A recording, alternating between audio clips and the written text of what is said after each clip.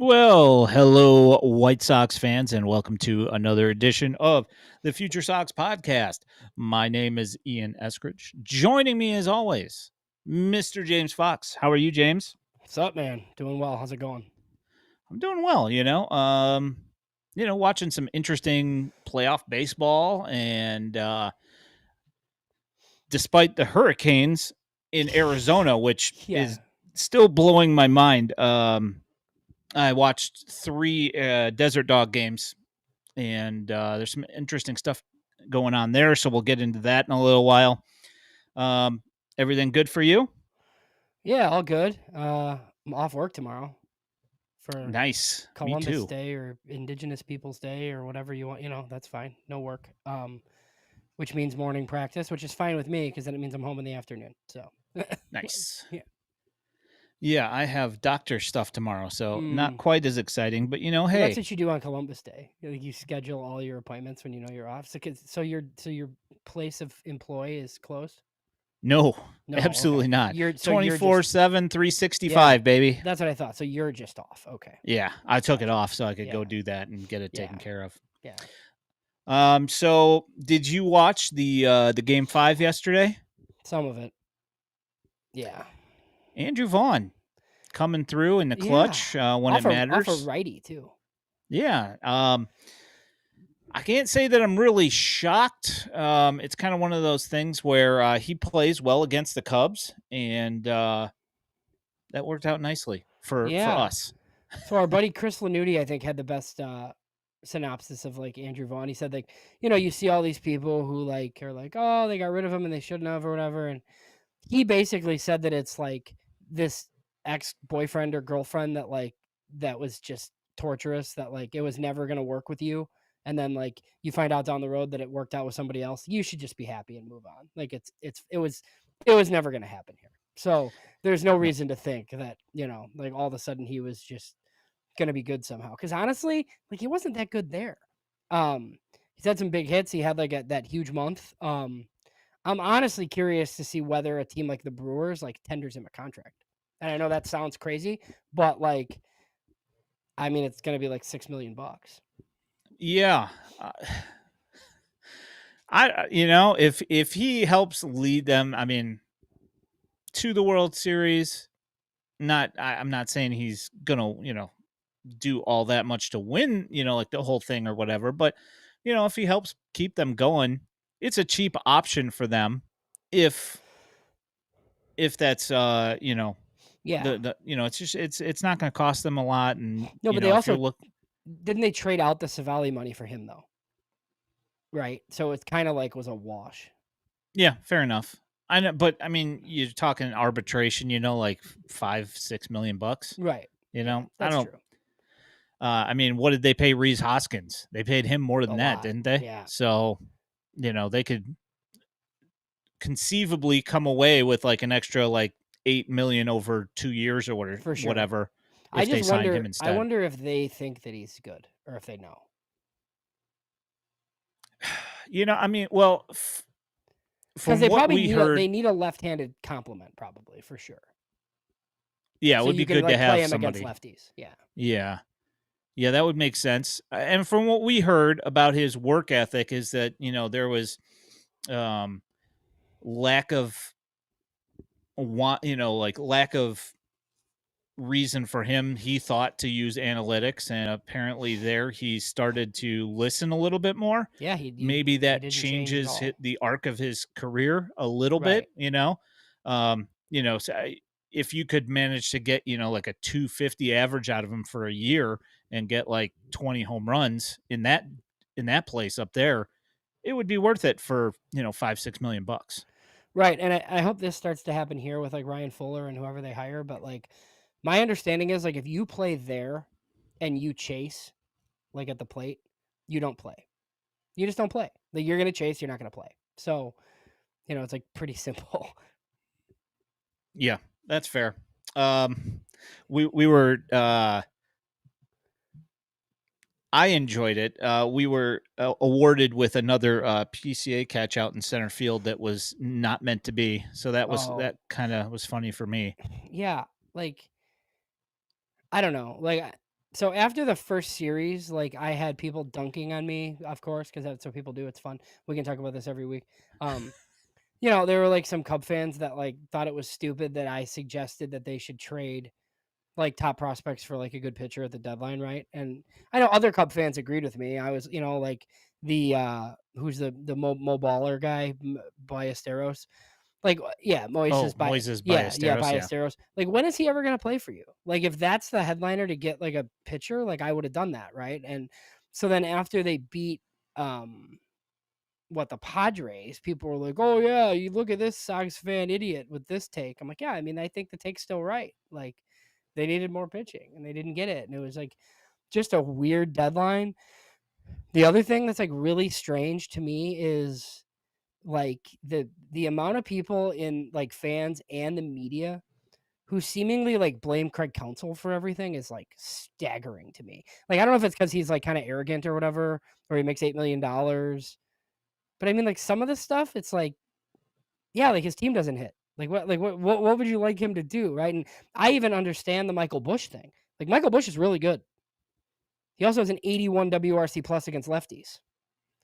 So, like, if you're gonna Maybe they sit him, signed like, Vaughn or something. right, like, yeah, I mean, like, they played Michael, and then people are like, "Oh, well, why is it Justin Turner?" I'm like, "Well, it's a 112 WRC plus against lefties." I mean, it's just like it's defensible, It's just like the Michael Bush numbers.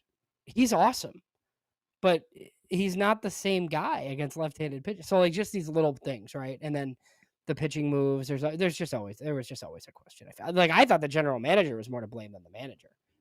Yeah, no, for sure.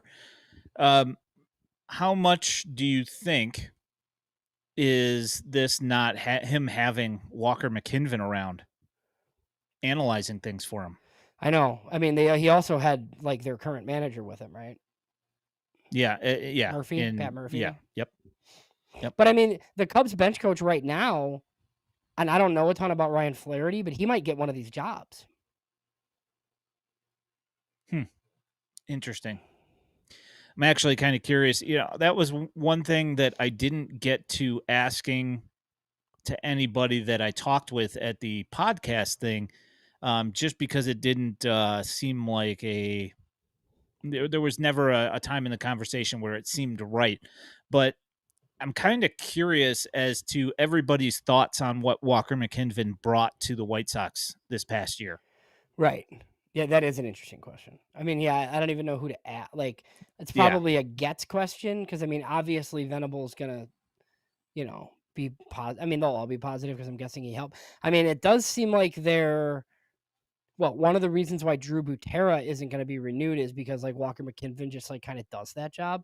He's like the catching coach and the bench coach, So yeah, he's like all this like all the run prevention stuff is like him. I thought it was interesting too. I don't know who Will Venable talked to, but I heard him recently, and then there was like a James Fegan piece where he basically talked about how like he doesn't even make the lineup. Will Venable. There's yeah, like other people on staff that the lineup is like assigned to, and they make it. And he wasn't really clear on like whose job that is. Like, that's like fascinating to me because it's like yeah, it's his name in the paper if like some guy stinks. You know what I mean? And I know like all these lineups are like optimized now where you're using your analytics staff and like all, you know what I mean? Like it's not synergy. yeah, like you're not just like closing the door of your office and writing out 1 through 9 anymore. Like, I get that. But it was Yeah, just weird that he's like, "Oh yeah, I don't even do the lineup." It's like, okay. Like, yeah.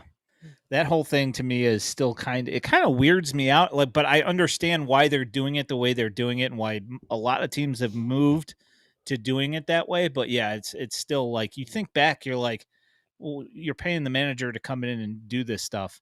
But at this time, it's kind of seems like you're paying managers to run clubhouses and build culture, you know, and game time decisions when it's important, not necessarily, you know, the analytics of who should be in the starting lineup necessarily. yeah.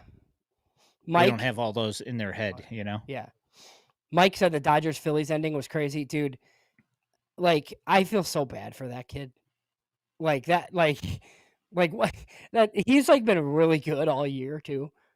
And it's like, you know, me like Joe fan on the couch is like, hey, throw to first. but like, Yeah. even like JT Realmuto was like literally pointing to first, and he panicked and he threw home and they lost, and like, ugh, and like I mean that's like not the right city to do that in either. Yeah, it's like the equivalent. Us sitting on our couches is like the equivalent of like the little league dad in the stands saying, "Just throw strikes" I to their know, kid when he's pitching. I know.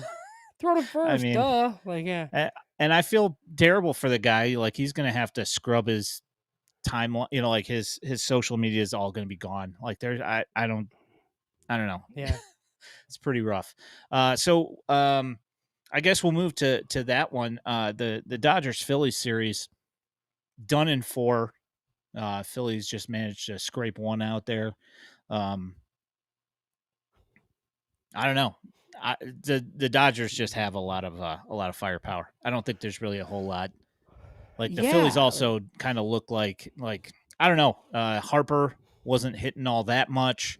It seemed like all their big dogs were just kind of not. I mean, Schwarber obviously hitting bombs everywhere, which he's been doing, but everybody else, it seemed like there was no timely hitting. It no, just yeah, it's tough hurt. to do, and the Dodgers like everybody throws like a million miles an hour too. It's like their whole plan is like it's like really hard to hit, and usually in the playoffs, like the team who hits the most homers wins. The thing that's interesting now is like I don't know how much it matters that the Brewers are 6-0 against the Dodgers in the regular season. We're about to find out, right? Like it's like, oh yeah, congratulations, and then the Dodgers like win in five, and it doesn't matter, right? But or maybe they have their number. I'm the variance guy, so like I'm just a firm believer in like we have absolutely no idea what's going to happen, and anybody can beat anybody. Um, but it is interesting the Dodgers haven't beat them all year. Yeah. So as Howard brings up, the Hawkaroo either would have said, "You've got to be bleeping me," or else gone totally silent. Oh, he would. I'm That's a silent one. Yeah, That's exactly what I was going to say. That's the you game hear the ends like that. Hawk's yeah, just sitting there for 5 minutes you while hear they the show head, video. you hear the headset hit the desk, and then he's gone, and it's just Steve Stone like Oh just sitting man. there like it like takes it to break. Like yeah, that's yikes. So speaking of the Dodgers, Trey brings up this. Thanks for the super chat, Trey. We appreciate you. He says thoughts on Munetaka Murakami I mean, I don't because know we're it. talking about the Dodgers, so Yeah, I might as well bring it up. I don't know a ton about him other than like he's a Japanese batter that hits a bunch of dingers. I know that our Dylan is deathly afraid of the strikeouts or the strikeout rate. I really haven't dug enough to have an opinion one way or the other than like, I know that the White Sox are trying to build a presence in Asia. I also know that they need like lefty power and somebody that could play in the corners. So, sure, if that's their target and they like landed a guy like that, awesome. That would be great. My thought is that they're probably not ready for something like that, but I also don't know feasibly like how much money is this guy going to get? I mean, first baseman, or even if like you think he can masquerade in right or left, like these guys just like haven't gotten paid that much money, right? Like, so is he $100 million guy, or is he going to have to settle for like three at like 50 or something? Like I have no idea. Yeah, that's a great question. I don't know. Seems to me that unless it's like a very young guy, it seems like they have been a little bit more frugal as of late with Japanese imports. Right. But I mean, And to get the a guy like that position. on the White Sox Yeah. might be Well, tough too. well, because even there's So talk about Josh Naylor, right? And he's not going to make that much either. no, Like these guys aren't getting paid. yeah, you know. So I guess we'll move to the Seattle Detroit series here. I really dislike that guy. Just Oh, I Josh don't. Naylor, Yeah, I don't like his personality. But the guy's a gamer, and I can't dispute that. he is a gamer. Yes. I don't know about bringing that guy into a clubhouse. I mean, he's already stabbed one teammate. I mean, I don't know. I don't know. Yeah, I don't know what the move is. I mean, I could see like a Ryan O'Hearn, but like that's like a move that I would make though. I would get a lefty first baseman. So I have a really difficult question, and Detroit fans are gonna hate me, but I can wait if you want. Yeah, well, are you talking about the Skubal thing? Yeah. Yeah, we'll get to that after this. Okay. What did you think of uh, Game 5 of Seattle Detroit, and how much of that did you watch? So here's the thing. So I told you off air we had a game Friday night. We beat Sandberg. Okay. Drive home from Orland Park to Lockport, drop off all of our stuff. Kids do their like dance party thing in the locker room. They finally go home. Me and a couple other coaches went to a local Lockport establishment after because it's like one of the things that we do, and it is late, really late, and the game is like on, like like it's like in the 12th inning. So we're like sitting there with live baseball on. So yeah, I like sat there until it was over because the place was still open. So yeah, we like watched it happen. It was cool. There were literally people in the bar that I talked to that thought that they were watching a replay of a game. And I'm like, guys, it says right down there in the corner, 13th inning. Like this is a actual baseball game. Yeah. So I didn't watch from the beginning. I was No, just yeah. hanging out here at the house. But then like a notification popped up on my phone and said tied at 2 going into the 8th.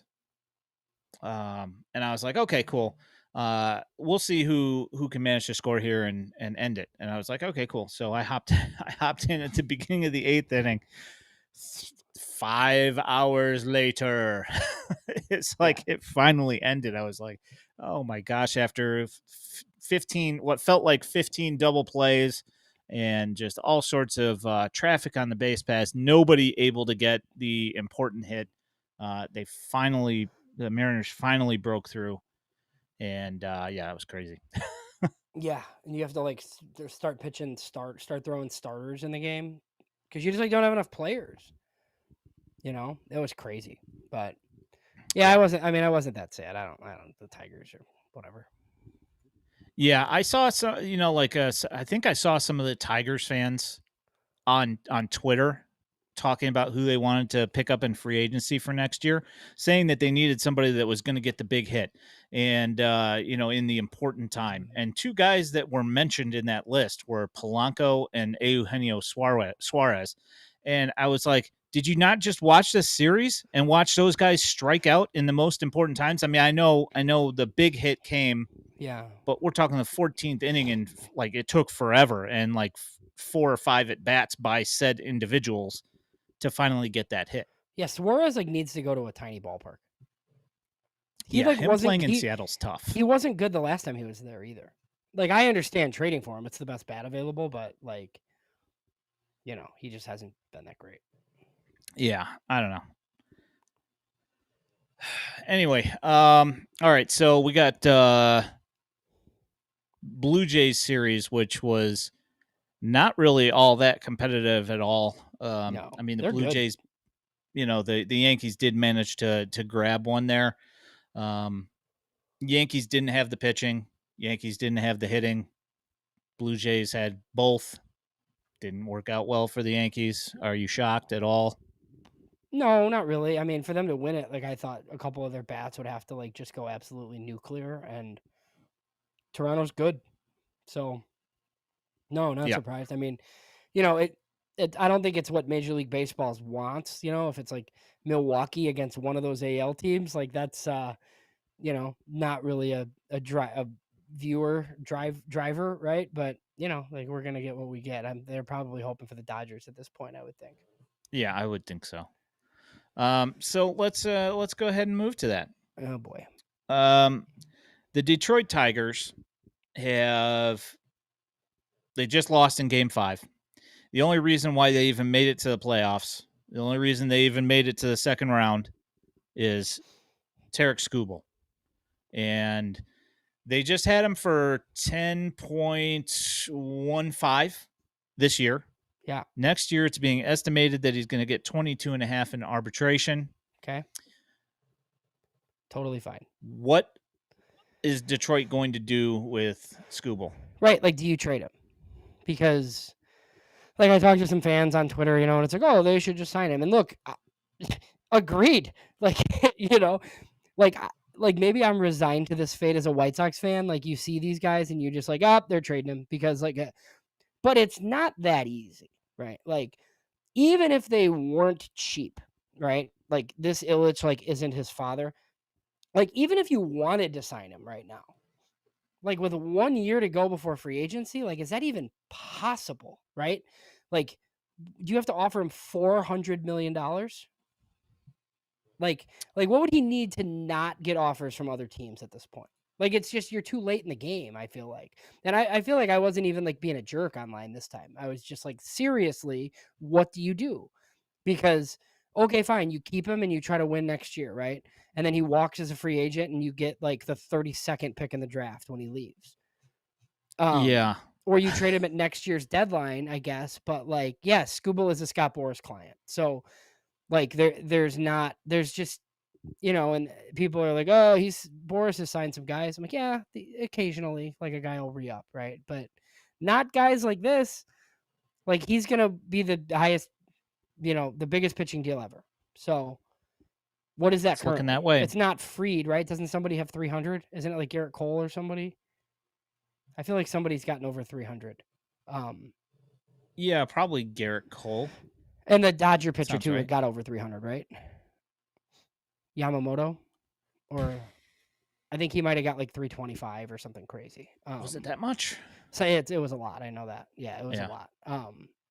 Yeah, so that's what we're talking here. I mean, you're talking like 10, 350, like, and somebody will pay it, like like somebody will pay that. I mean, But even if Detroit wanted to pay it today, I don't know that he takes it. Like, why would you do that right now? It's just dumb. yeah. I don't know why he would sign at this point. Doesn't make any sense. It doesn't make any sense for him to do an extension at this point unless they do something like that where it's like they just way overpay just to keep him around, which is possible. Yeah, because I mean, the Um, Dodgers will definitely offer him, right? Toronto will offer him. The Yankees will offer him. Like, I don't know. I just don't know like how badly they would get eviscerated if they got ahead of the thing and traded him for a huge package right now. yeah. Like I did just check because I was curious. Tarek Skubal did have TJ, but he had it in 2018 when he was in college. yeah. So Well, he was a ninth he's rounder. Yeah. he's 7 years removed from it, and showing no ill effects at this point. So I would have to imagine that he's probably, you would hope he would be fine, but the investment doesn't look like it would be in peril if you were to give him like that huge amount of money. So No chance. yeah, Trey, The the White Sox White would have Sox. the White Sox would have traded him with 2 years of control. Yeah, probably. Yeah, and probably would have gotten like They wouldn't like have a Garrett they Crochet wouldn't have return. they wouldn't have got to this point. That's for sure. Maybe Yeah, that's who Dave Dombrowski empties the farm for before he like goes on his merry way. yeah. I mean that is possible. He does tend to do that, so I wouldn't be shocked. I mean, I'm sure Preller would love to, but they don't have any guys left.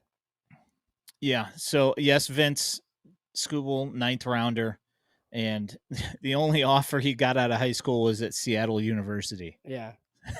So yeah, this is one of those things where it makes you wonder, you know, Why are you spending top 5 picks on lefties like this? oh, come on, Is that what you man. meant? Is that what you were going to Come say? on. No, that is 100% not what I was going to say. And But paying him $8 million? oh man. We can move to the Arizona Fall League here, since this is being brought up. So Hagen Smith made the second game start for the Desert Dogs. He went 3 innings, allowed 3 hits, had 0 runs, 2 walks, and struck out 4. Yeah.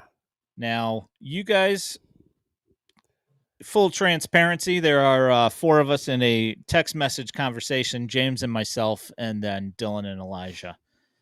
And James They is blow the up. one They blow bringing up this during up. the Hagen starts. Yeah. James was the only one out of the 3 of us, or out of the 4 of us, that was not saying what's going on here about Hagen. Yeah, I saved the good stuff for Sunday nights. Not gonna waste the whole thing. No, full disclosure, I was just like busy and couldn't talk about it. But like, yeah, I mean, even like MLB Pipeline, like what they put out something like basically calling it like a good appearance. They But did, but yeah. he's throwing like 94, 95 again. Yeah. You know, so here's the thing. It's not that his numbers look pretty decent. I mean, he only gave up 3 hits, you know. The whip is a little high because he had 2 walks to go with his 3 hits. Again, he gives up 0 runs and he strikes out 4. My problem here with this whole thing is that his whip's high and he starts at 96 miles an hour in the first, and then by the second inning he's dealing at 93. And it's not that, the results are still pretty good, obviously shutout ball is great. I'm just wondering what's going on. Like, why are these fluctuations happening like this after watching him shove in the playoffs, for Yeah, because he did get it together. Like he did. Yeah. we started to lay off because he did like start to look like the guy they drafted. And I'm curious to see how many innings they want him to throw. I'm really curious to know like what they actually think because we're never gonna find out. Um, you know, like so the debate was too like in the chat, and I don't know where you stand because you didn't really talk about it. Like as far so yes, like it's 2 pitches, right? Like he needs a third pitch. The third pitch needs to be better. And one of the people in this group chat, not either of us, basically said that like he should stay in the minors all year next year to like work on stuff and Yeah, that's not going to happen. like I get that, right? But like he doesn't need a third pitch in the minors. Like he's clearly just showed you that. Like and like you're like the better guy to ask than me on this, right? But my thought is like if he stays in the minors, he's just going to keep throwing fastball slider cuz he can. Like like he needs to yeah, I don't know. Like I want to see who the pitching coach is. My guess is he still spends a huge chunk of 26 in Chicago. Um and maybe that's a terrible idea. But like I just kind of think that's what's going to happen here. Yeah. Uncle Ted, he says righties get him.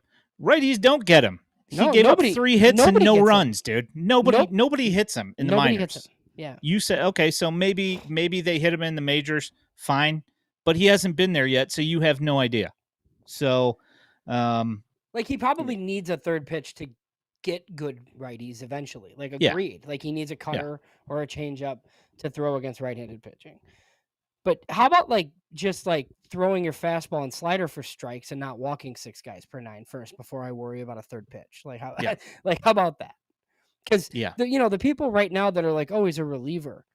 Well, if he walks that many guys, he might not even be a reliever. So yeah. that's the fear. The fear is that he's nothing. I'm not there, but I'm just saying, like, Me either. it's not just like, oh, he's a setup guy. Like, no, like he's gonna start and like hopefully he figures it out. Yeah, he'll do something. I just don't know what it's going to be yet. And they'll sort out something with another pitch. I mean, he does have a split finger change, which is interesting. But just the thing is that if you're throwing 4 pitches not for strikes in a row, it doesn't matter what side of the plate they're hitting from. He's not throwing competitive pitches. Yeah. And that's what happens in the majority of his walks, is that he just seems to lose his mechanics for, like he'll walk the first 2 batters of an inning. They still won't score any runs, but he is prone to having that happen, and it's Yes. that's an issue. I don't know. It's something to watch. Like I said, I'm not ready to, jump off of a building about it or anything like that, but it is something to watch, and it's something Yeah. that you have to work, you have to pay attention to if you're evaluating him. I mean, does that mean they're not gonna bring him up to the majors? Absolutely, probably not. Yeah, like Kevin asked, are the walks reason enough to stick more in the minors, or is that forever? It's forever part of the profile, but it can't be this many. Like we talked about this early in the season. Like if he might walk 4 guys per 9 in the majors, even if he's good. Because you're going to have like over 11 strikeouts per 9 and he's going to throw 5 and a third. But Yeah. like there's going to be like 1 run or no runs. Like that's like it's Carlos Rodon. It's very similar to Carlos Rodon, but it's just a lot of walks, man. like a ton. Yeah. I don't know. We'll see. We've seen him lose his mechanics, but the last 4 starts of the season with the Barons were something that were promising.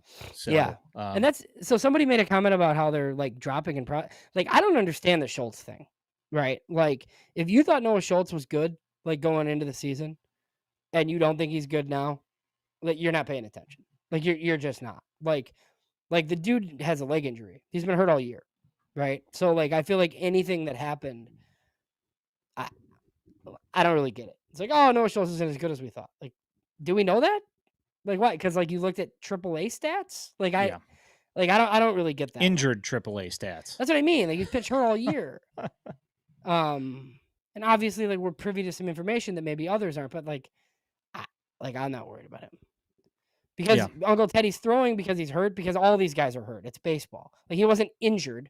When he was injured, he stopped pitching. When he was hurt, he pitched all year because it is what it is. Yeah, because he's trying to build an innings base, Uncle Ted. And That's it was a why. lower and Is it's lower body. if he doesn't throw innings, then next year he's at the exact same spot that he was before this year, and he just had some neat, some patellar tendonitis, so he's trying to work through it and get that innings base. Yeah, So that way, and it's the plant leg, right? So yeah, it's hard to finish a pitch when you can't land on your leg. So yeah.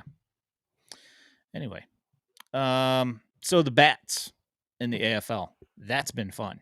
The first game, not so fun. 0 for 10 with 1 walk. But after that, all 3 guys played in the next game. And then Galaney took the day off in the third game. But each one of those appearances in the second and third game, all multi-hit performances.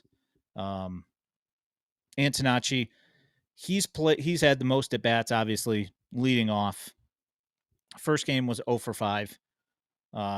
2 for 6 in the next game, and then 2 for 4, I think, in the next game. He's hitting 267 with a 753 OPS. He's got 2 doubles and 5 RBIs. Not bad. Ryan Galaney, 3 for 7, hitting 429 with an 873 OPS and a couple RBIs. And Caden Connor leading everybody, 4 for 8, hitting 500 with a 1143 OPS with 5 walks and 3 RBIs. yeah, that's good. Does he get to stay when Montgomery is there? I Or is don't he like a know. replacement for like a temporary replacement? That's what I was That's what I curious about. assumed, Yeah. but at this point, I don't know. But seeing him perform out there is awesome because you know we've had guys that we've sent there before that haven't performed at all. So having these 3 guys, all 3 of them, who are college draft picks, Yeah. so they should technically be advanced, but they're all hitting well. So it's nice. Well, Antonacci is like a real prospect, Like these other guys could definitely make it to the majors, but like Antonacci is what, like a top 12 prospect like in the system right now. I mean, you just saw what Chase Myjoth did. Antonacci's similar, but his lefty. We could see him fairly early in 2026 too, because like I don't know. Does he need to play that many more minor league baseball games? Like I just, I think we kind of know what Sam Antonacci is at this point. But that's funny. I mean, he's going to be a pest this whole time. Yes, indeed. So we're getting asked here, what's a realistic outcome for Antonacci? Like a ceiling or just, I mean, I would how much? assume what are we seeing for him in the major leagues? Are we looking at a super sub guy? Because Gene Probably. Watson and those guys have kind of mentioned Zobrist before, which we've also heard about Baldwin, but Zobrist had a lot more power. Um, like that's the thing. Like if I knew how many homers he could hit, like I'd feel a lot, you know what I mean? Like I don't know. Like is it going to be 12 homers or is it going to be like 3 homers? Like is he my draw? They play yeah, different, but they're similar. Like yeah. They're similar, and they see a lot of pitches. and they got great bat to ball. Um, we saw that they asked Mydroth to hit for, tap into his power a little bit more, Mhm. and in AAA he did that. And with the White Sox, he tapped into it a little bit more. I kind of have a feeling that maybe they possibly ask Antonacci to do the same thing. I Yeah, just don't know if, like, like, at what point do you stop trying to, I mean, you can challenge a guy, sure, but at some point you have to worry about, trying to shove a square peg in a round hole, right. Like, if that's some it's not if that's not some a part of somebody's game that they normally are going to be, in that, like a 20 home run realm, like we said this about Gavin Sheets, asking him to hit for power when that wasn't part of his game. And Right. especially doing it at at the major league level is kind of difficult. Yeah, I mean, I just worry that if it's like very little power at second base only on this team, and I feel like they want Mydroth to play there. Like one of the issues is like, yeah, like in theory, if he rakes, like he could come up and he could play third.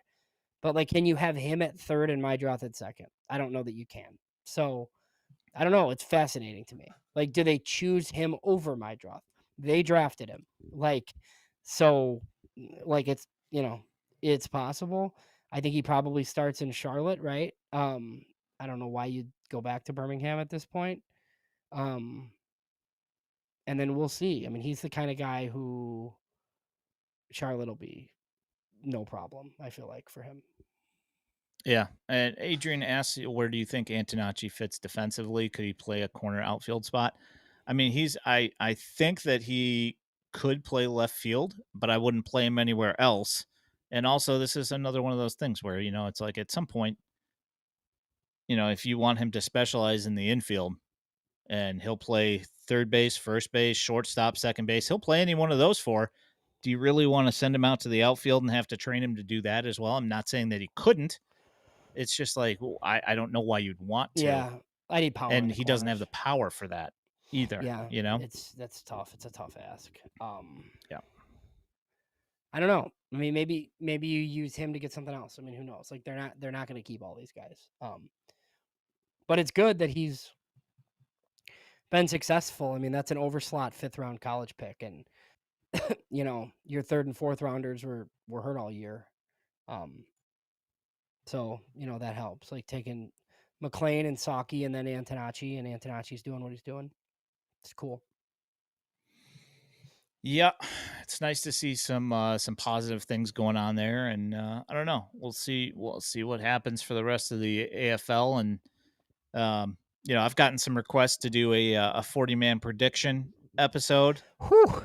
and that's another tough one. But also, I think that there's going to be some time here that we're going to have to see, like, what happens for the rest of the playoffs here, and then start making calls on that. Yeah, I'll do it during the World Series if you want. Just like pull up the roster and do a yay or nay type of thing. Like, because there are some pieces on that roster that are gonna be DFA'd like shortly.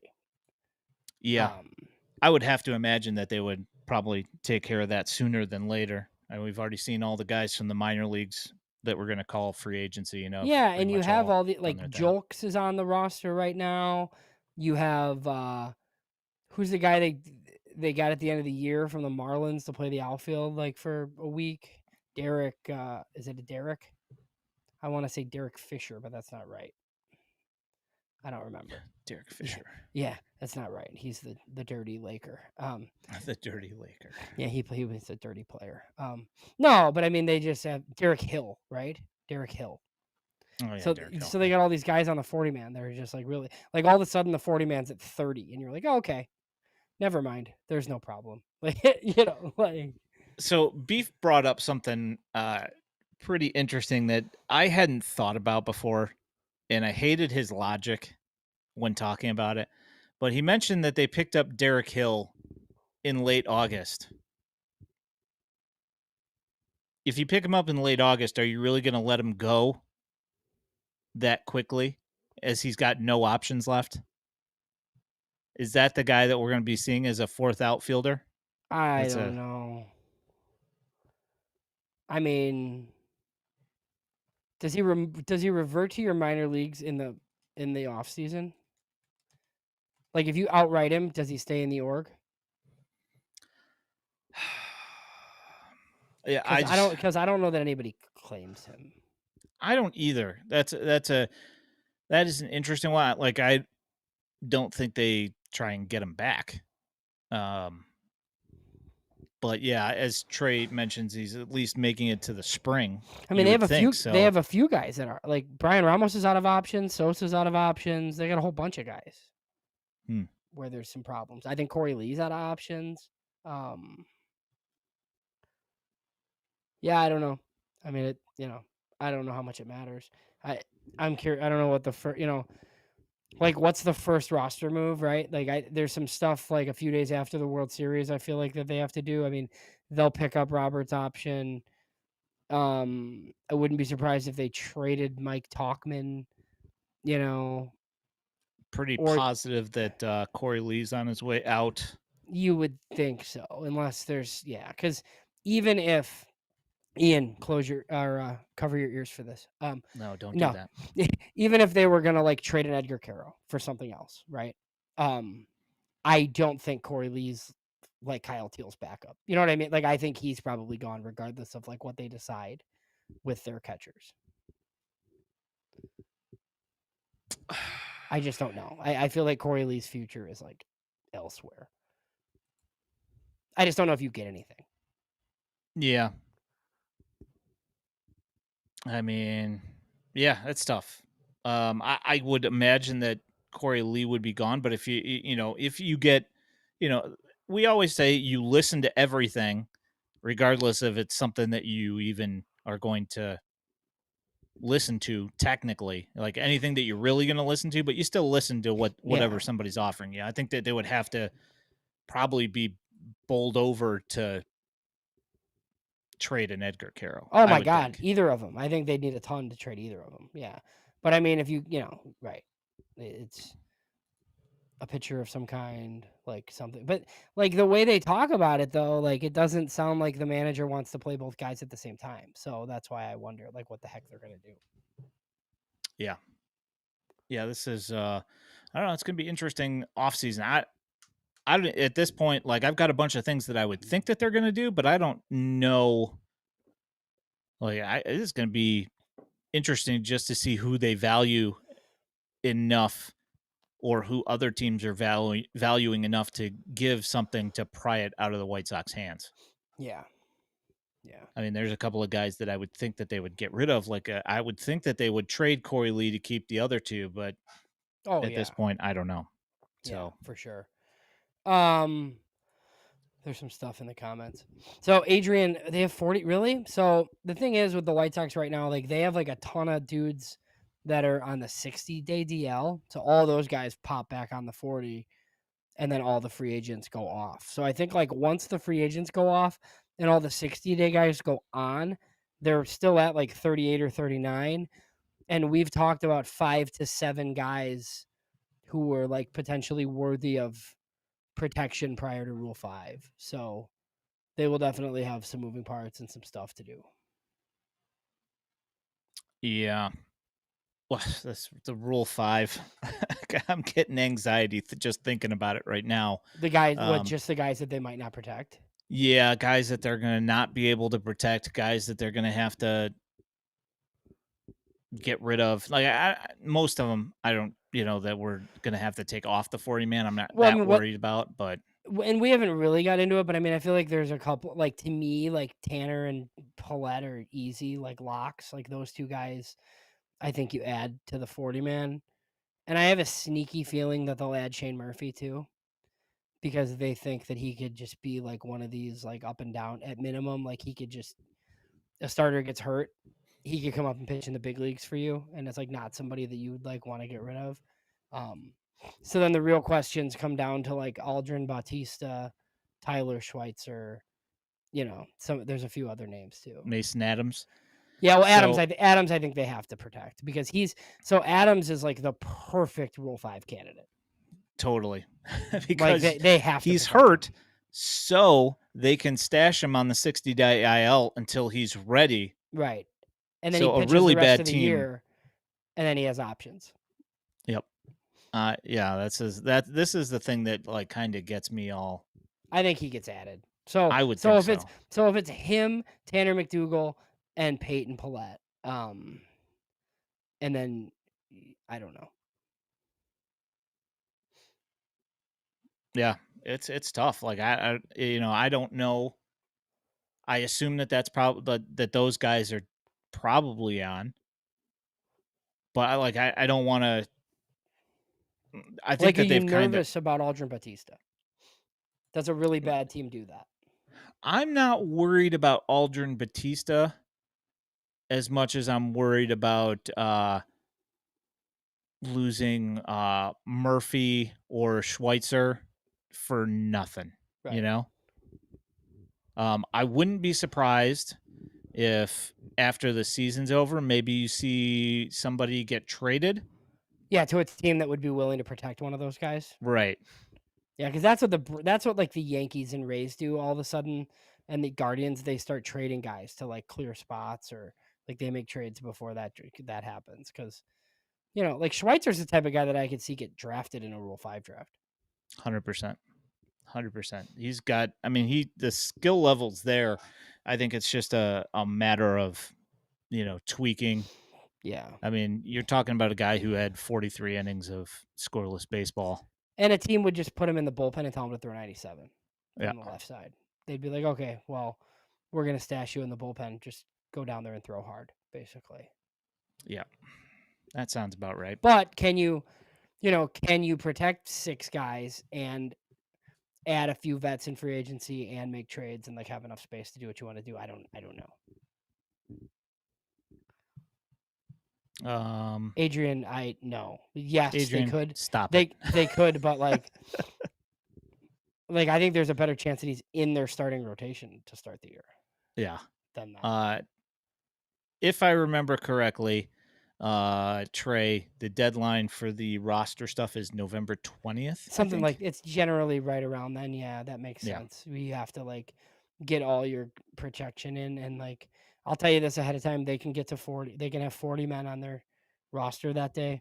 They just need to get under they just need it to be 39 by the time the Rule 5 draft happens.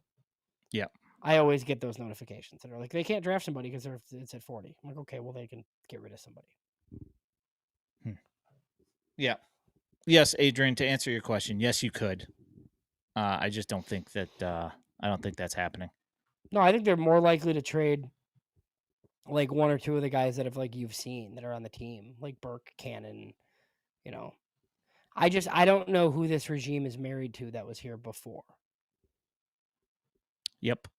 Yeah, I answered this question the other day. Same thing. I said without having a track record of seeing how Chris Getz is going to deal with these guys, without having that track record, I don't know how to answer questions about what I expect him to do because I haven't seen him in that situation before, so I don't really know. And a bunch of these guys are not his, so it's. I mean, they're Right. his. Don't get me wrong. Like he's known all of them since they've been here, but who he wanted there in the first place is another question. Can you pull up this from Kevin? So he just asked a question like, so that November date, is it that big of a day in terms of what we're going to see in 2026? Or are there still a lot of moving parts? So like both, there are still a lot of moving parts, but that day is very informative, like across the sport, because you find out who every team protects, like on their 40 man. Anybody not protected at that point that's Rule 5 eligible, then basically you could take in the Rule 5 draft. So last year on that date or the day after, there were articles written about like, hey, these are all your best guys available in the Rule 5 draft that happens in December. And one of those guys was Shane Smith. That was like heavily talked about. And he was one of the names that me and Ian talked about on this show and others did. And that ended up being the guy that the White Sox took. This year they have the second pick in the Rule 5 draft. So, I don't know that they're going to get like 2 guys that are as good as the 2 guys they got this year. Could you imagine? That's like a miracle, But I mean, look, I think You talk to Gene Watson or some of these guys, I think they expect to get a guy that can help them for sure. Yeah. So they had 3 guys that were on a Rule 5 guys, Vassell, Gage Workman, and Yeah. Shane Smith. Mhm.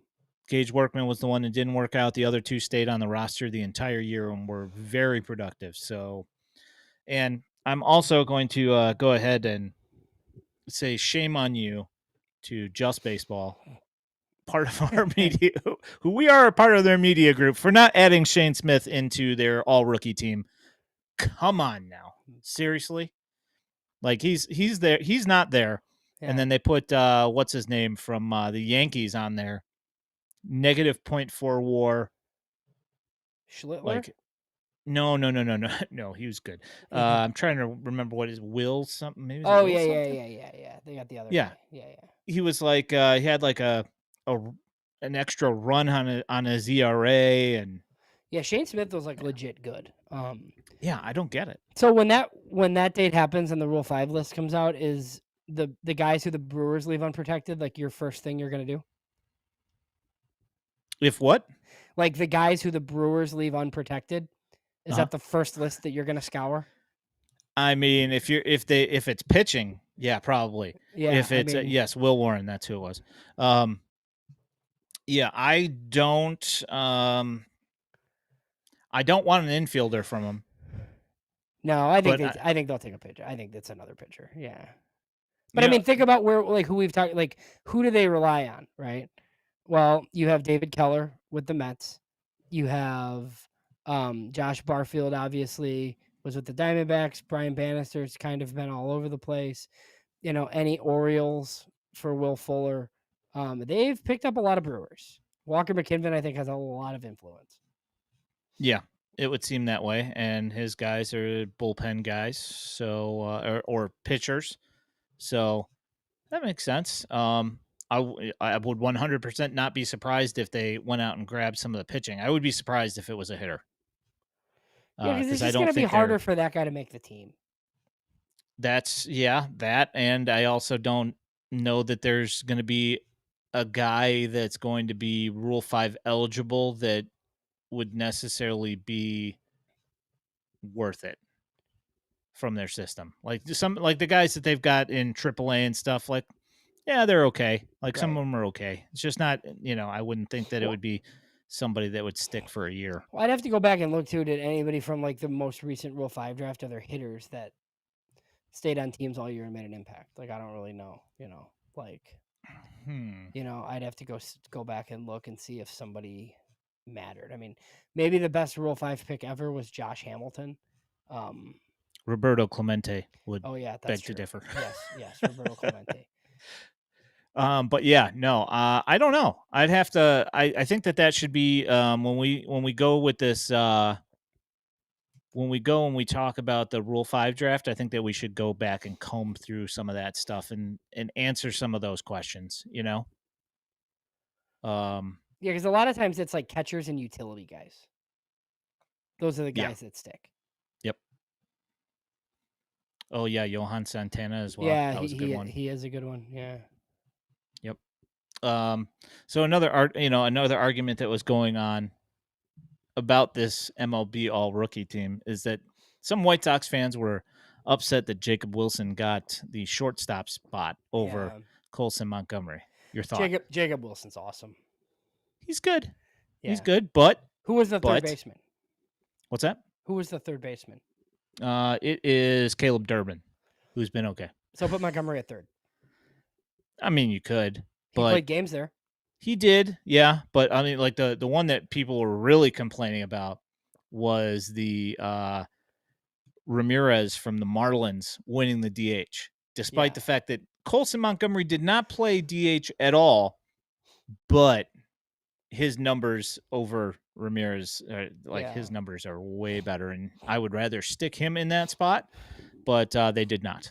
Right. You can even argue put Kyle Teal there. Yeah, you could.